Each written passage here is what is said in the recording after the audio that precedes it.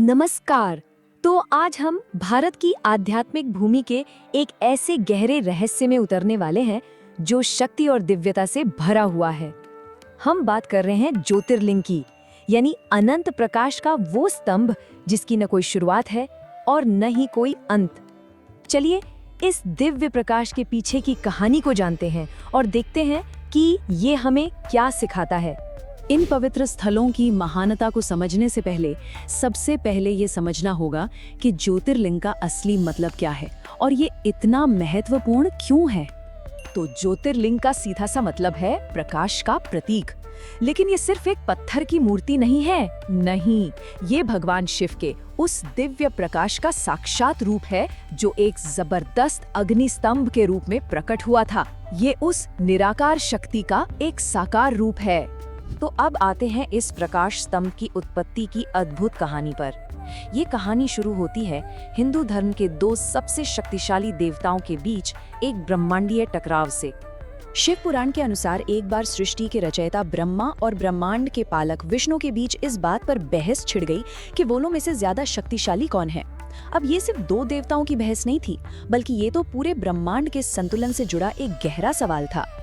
और जैसे ही ये बहस एक बड़े टकराव का रूप लेने लगी, इसे सुलझाने के लिए एक तीसरी और सबसे बड़ी शक्ति ने हस्तक्षेप किया, और वो थे स्वयं भगवान शिव, जिन्होंने इस कहानी को एक बिल्कुल नया मोड़ दे दिया।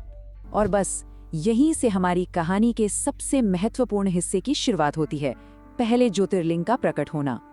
शिव पुराण के मुताबिक इस बहस को हमेशा के लिए खत्म करने के लिए शिव ने तीनों लोकों को चीरते हुए प्रकाश के एक ऐसे विशाल स्तंभ के रूप में खुद को प्रकट किया जिसका कोई और छोर नहीं था। सोचिए जरा, इसकी विशालता इतनी थी कि कोई उसकी कल्पना भी नहीं कर सकता था, न कोई शुरुआत न कोई अंत। अब कहानी के इस सबसे दिलचस्प हिस्से को देखिए। दोनों देवताओं को एक परीक्षा दी गई। उन्हें इस प्रकाश स्तंभ का सिरा खोजना था। विष्णु ने एक विशाल सुअर यानी वराह का रूप लिया और नीचे की ओर गए, जबकि ब्रह्मा हंस पर सवार होकर ऊपर की ओर गए। सदियों तक खोजने के बाद विष्णु लौट आए और बड़ी विनम्रता से अपनी हार मान ली। लेकिन ब्रह्मा, उन्होंने झूठ बोल दिया कि उन्होंने शिखर देख लिया है और सबूत के तौर पर एक केतकी का फूल दिखा दिया। ब्रह्मा के इस धोखे से शिव इतने क्रोधित हुए कि उन्होंने ब्रह्मा को श्राप दिया कि उनकी कभी पूजा नहीं होगी, जबकि विष्णु को उनकी ईमानदारी के लिए हमेशा पूजे जाने का आशीर्वाद मिला।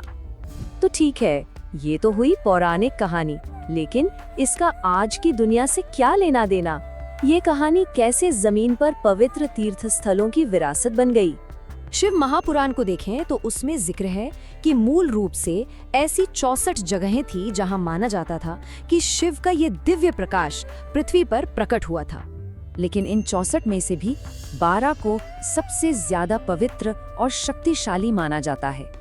आज हम जिन्हें मुख्य ज्योतिर्लिंग के रूप में पूजते हैं, वो यही 12 स्थान हैं। और ये 12 ज्योतिर्लिंग आज भारत में एक बहुत ही महत्वपूर्ण तीर्थ यात्रा का हिस्सा हैं, जहां हर साल लाखों भक्त दर्शन के लिए जाते हैं। अगर हम इस सूची पर एक नजर डालें तो दिखता है कि गुजरात के सोमनाथ से लेकर उत्तराखंड के केदारनाथ और दक्षिण में तमिलनाडु के रामेश्वरम तक ये पवित्र स्थल पूरे भारत में फैले हुए हैं। एक तरह से ये देश की आध्यात्मिक और सांस्कृतिक एकता को भी दिखाते हैं। तो चलिए अब इन मंदिरों से आगे बढ़कर इस कहानी के गहरे आध्यात्मिक अर्थ को समझते हैं।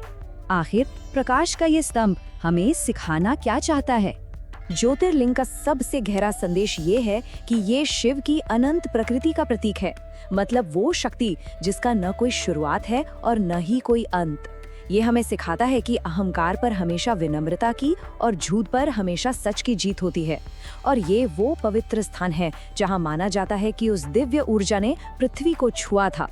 ज्योतिर्लिंग की ये जो आग जैसी प्रकृति है, वो शिव के एक और शक्तिशाली प्रतीक से सीधी जुड़ी हुई है, उनकी तीसरी आंख।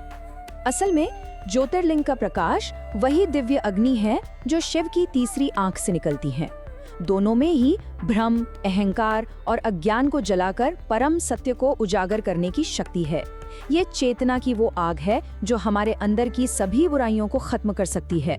तो अंत में प्रकाश के एक स्तंभ की ये प्राचीन कहानी हमें सिर्फ मंदिरों के दर्शन करने के लिए नहीं, बल्कि अपनी सोच से परे देखने के लिए प्रेरित करती है। ये हमें ये सोचने पर मजबूर करती है कि वो कौन से अनंत सत्य हैं जो हमारी समझ और हमारी धारणा से ठीक परे मौजूद हैं, जिन्हें हमें खोजना अभी बाकी है।